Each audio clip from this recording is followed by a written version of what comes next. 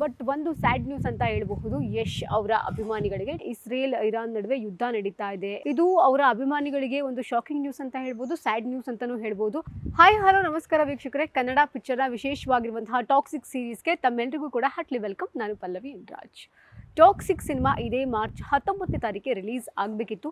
ನಾವೆಲ್ಲರೂ ಕೂಡ ಎಕ್ಸೈಟ್ಮೆಂಟಿಂದ ವೆಯ್ಟ್ ಮಾಡ್ತಾ ಇದ್ವಿ. ಟಾಕ್ಸಿಕ್ ಸಿನಿಮಾ ಬರುತ್ತೆ, ಇನ್ನೇನು ಕೆಲವು ದಿನಗಳಲ್ಲಿ ಟ್ರೈಲರ್ ಕೂಡ ಬರುತ್ತೆ ಅಂತ.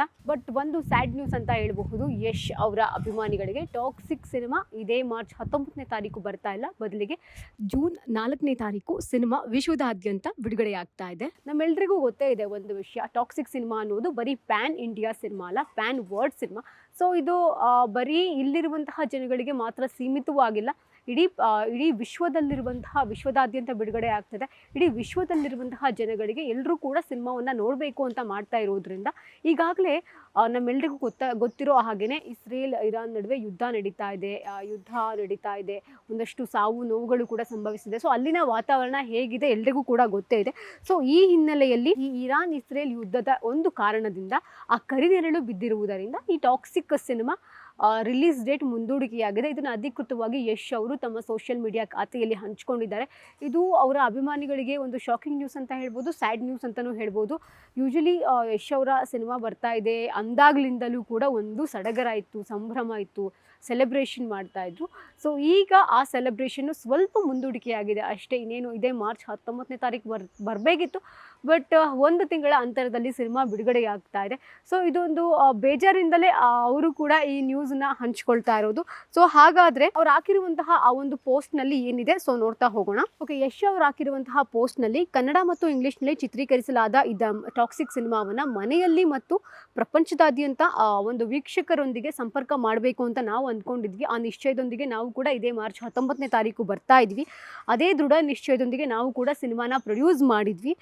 ಬಟ್ ಬಹಳ ವರ್ಷಗಳ ಶ್ರಮ, ಈಗ ಸಿನಿಮಾ ರಿಲೀಸ್ ಮಾಡ್ಬೋದಿತ್ತು, ಬಟ್ ಪ್ರತಿಯೊಬ್ಬರು ಕೂಡ ನೋಡ್ಲಿಕ್ಕಾಗಲ್ಲ. ಈಗ ಬೇರೆ ಬೇರೆ ದೇಶಗಳಲ್ಲಿ ನಿಮಗೆ ಗೊತ್ತಿದೆ ಬಿಸ್ನೆಸ್ ಎಲ್ಲ ಹೇಗೆ ನಡೀತಾ ಇದೆ, ಈ ಯುದ್ಧದ ಒಂದು ವಿಚಾರದಿಂದ ಆ ಬಿಸ್ನೆಸ್ಗೆಲ್ಲ ಎಷ್ಟು ಹೊಡೆತ ಬಿದ್ದಿದೆ ಅಂತ. ಇದು ಸಿನಿಮಾ ಮೇಲೂ ಕೂಡ ಪ್ರಭಾವ ಬಿದ್ದೇ ಬೀರುತ್ತೆ. ಸೊ ಈ ಹಿನ್ನೆಲೆಯಲ್ಲಿ ಅವರು ಈ ಸಿನಿಮಾವನ್ನು ಸ್ವಲ್ಪ ಮುಂದೂಡಿದ್ದಾರೆ.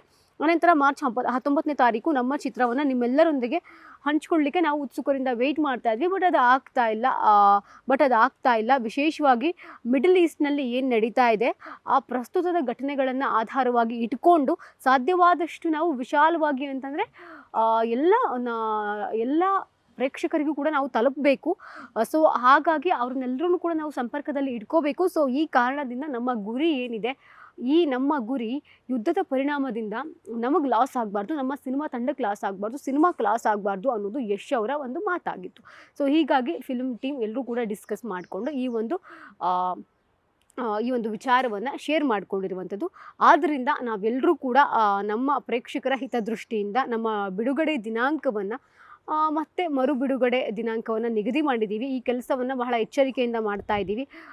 ಈ ಎಲ್ಲರೂ ಕೂಡ ಡಿಸ್ಕಸ್ ಮಾಡಿ ಈ ಒಂದು ಟೀಮ್ ಡಿಸಿಷನ್ ಇದಾಗಿರುತ್ತೆ, ಬರೀ ನನ್ನ ಡಿಸಿಷನ್ ಅಲ್ಲ ಅಂದು ಕೂಡ ಹೇಳಿದ್ದಾರೆ. ಜೊತೆಗೆ ನಿಮ್ಮ ತಿಳುವಳಿಕೆ ಮತ್ತು ತಾಳ್ಮೆಗೆ ನಾವು ತುಂಬ ಥ್ಯಾಂಕ್ಸ್ ಹೇಳ್ತೀವಿ. ನಿಮ್ಮ ನಿರಂತರ ಪ್ರೀತಿ ಜೊತೆಗೆ ಬೆಂಬಲ ಎದುರು ನೋಡ್ತಾ ಇದ್ದೀವಿ. ನೀವು ಹೀಗೆ ನಮಗೆ ಯಾವಾಗಲೂ ಸಪೋರ್ಟ್ ಮಾಡಿಕೊಂಡೇ ಇರಬೇಕು ಅನ್ನೋದು ಇಲ್ಲಿ ಯಶ್ ಅವರ ಮಾತಾಗಿತ್ತು. ಸೊ ಎಲ್ಲರೂ ಕೂಡ ವೆಯ್ಟ್ ಮಾಡ್ತಾ ಇದ್ವಿ, ಎಕ್ಸೈಟ್ಮೆಂಟಿಂದ ವೆಯ್ಟ್ ಮಾಡ್ತಾ ಇದ್ವಿ. ಸೊ ಸದ್ಯಕ್ಕೆ ಟಾಕ್ಸಿಕ್ ಸಿನಿಮಾ ರಿಲೀಸ್ ಆಗ್ತಾ ಇಲ್ಲ, ಇದು ಒಂದು ಸ್ಯಾಡ್ ನ್ಯೂಸ್ ಅಂತಲೇ ಹೇಳಬಹುದು.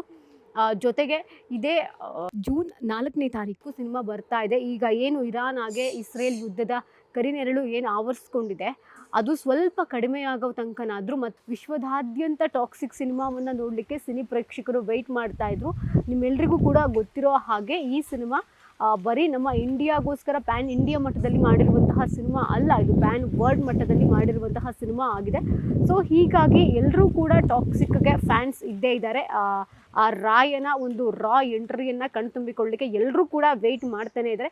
ಸೊ ಯುದ್ಧದ ಭೀತಿ ಇರೋದ್ರಿಂದ, ಆ ಹಿನ್ನೆಲೆ ಇರೋದ್ರಿಂದ ಸೊ ಸದ್ಯಕ್ಕೆ ನಾವು ಇದನ್ನು ಪಾಸ್ ಮಾಡೋಣ ಅನ್ನುವಂಥದ್ದು ಈ ಸಿನಿಮಾ ಟೀಮ್ನ ಒಂದು ಡೆಸಿಷನ್ ಆಗಿತ್ತು. ಸೊ ಇದೇ ಜೂನ್ 4ನೇ ತಾರೀಕು ಸಿನಿಮಾ ನಮ್ಮೆಲ್ಲರ ಮುಂದೆ ಬರ್ತಾ ಇದೆ. ಸೊ ಕಾದು ನೋಡೋಣ ಇನ್ನು ಮುಂದಿನ ಡೆವಲಪ್ಮೆಂಟ್ ಏನು ಆಗ್ಬೋದು ಅಂತ. ಇದಾಗಿತ್ತು ಇವರೆಗಿನ ವಿಶೇಷ. ಇನ್ನಷ್ಟು ಹೆಚ್ಚಿನ ಅಪ್ಡೇಟ್ಗಳಿಗಾಗಿ ನೋಡ್ತಾರೆ ಕನ್ನಡ ಪಿಕ್ಚರ್.